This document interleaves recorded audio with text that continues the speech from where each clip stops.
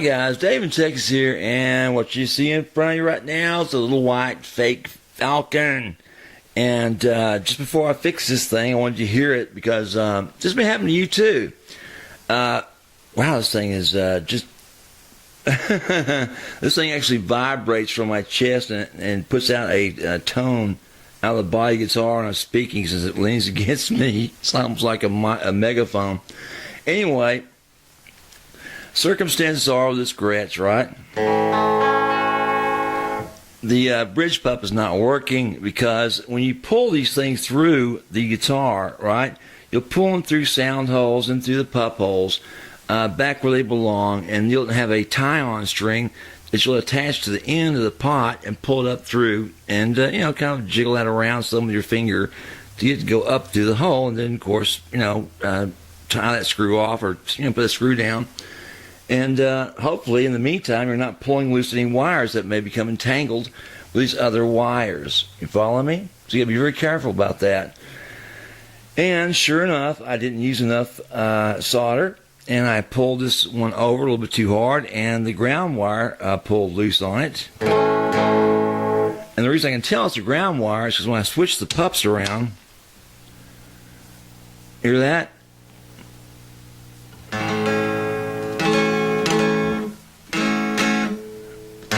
When I ground it with my finger, it actually works.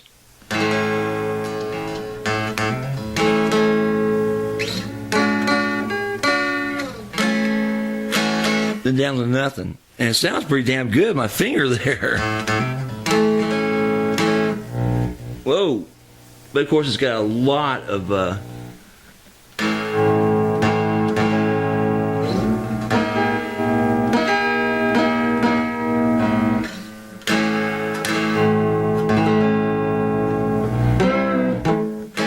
feedback problems to it as well.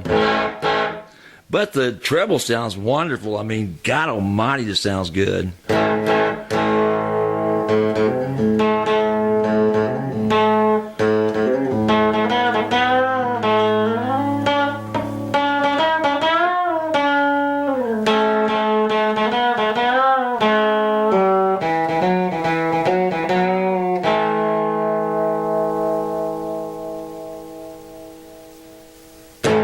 The sustain on this thing can go on forever the way you adjust it. Anyway, I still not worked on the intonation on the bridge yet. I still haven't tucked these little wires away yet. But as I said before, this is part of this same video, that I want you to hear what's going on in case it happens to you. Again, I switched to the neck pup, right? You're kind of a buzzing, humming sound. Nothing's coming through. You touch the pup, and you get some music coming through. Well, that's a ground problem. The pup's actually using your body touching the ground to create a ground loop, right?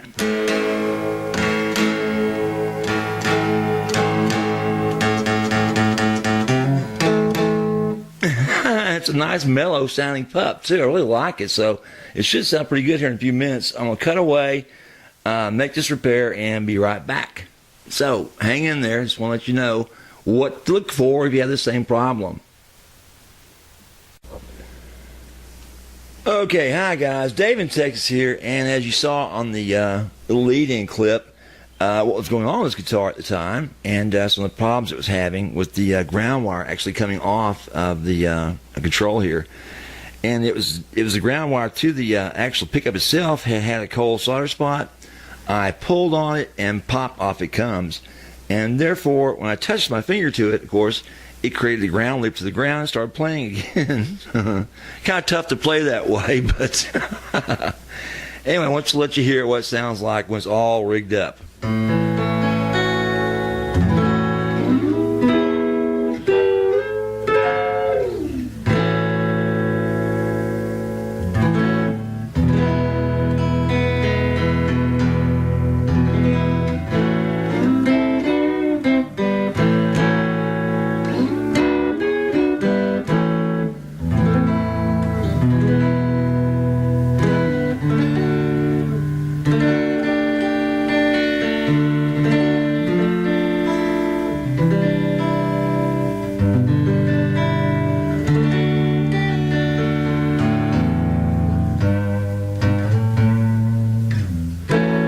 So it keeps some heavy bass in and gives that big fat tone to it like a good 3-inch jazz box does, right?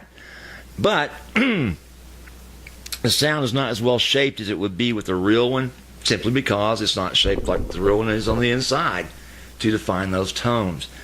Anyway, that was on the front pickup that seemed to give me problems. Definitely a jazzy sound to it. Switched back to the back pickup.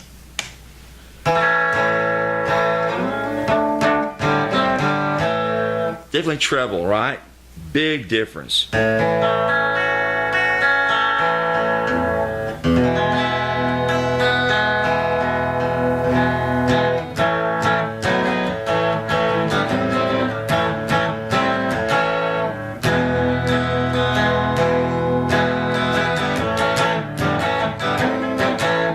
Amazing, isn't it? So this guitar really does deliver when you want it to. You want it to be a big jazz box, well, simply flip off that back, pickup.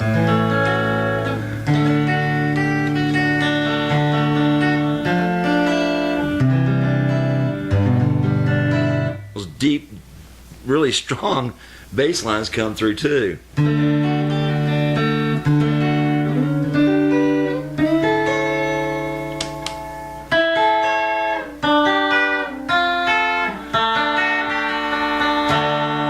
That twang, there's your twang.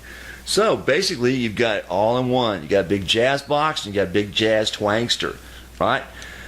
So I would say for the money, these pickups are well worth the cost. Like I said, guys, you don't have to put on this extra rig on here that I'm putting on here. You don't need a fancy pickguard or these expensive knobs or tuners.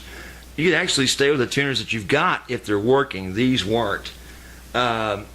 You don't have to spend more than $30 for a set of tuners that are good out of Guitar Fetish, I'm sure. And these knobs that come with it, they work just fine. There's nothing wrong with those. Just want to dress it up to look more like a real deal, right? So, last thing to do on this thing is intonate it, set it up, wait for the pickguard and the truss rod cover to come along in 4 weeks. And definitely get out that black paint, get that Bixby painting off there. And this thing will be set. Right, good big jazz box. Is it worth the money? Well, again, you're going to spend, about the same amount of money you do for an Electromatic, right? $800-900, maybe $650 used. I would stick with the Electromatic, even though it's made in China or Korea, or wherever the hell it's made as well, right?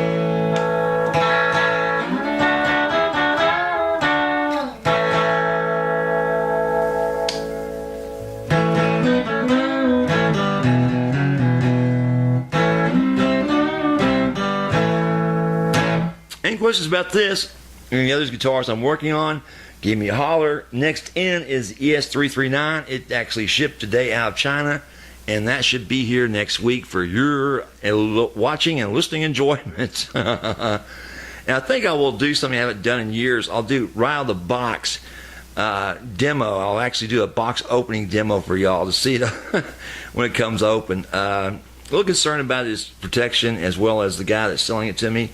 But we'll see what we shall see. Dave in Texas, have a good one. Bye.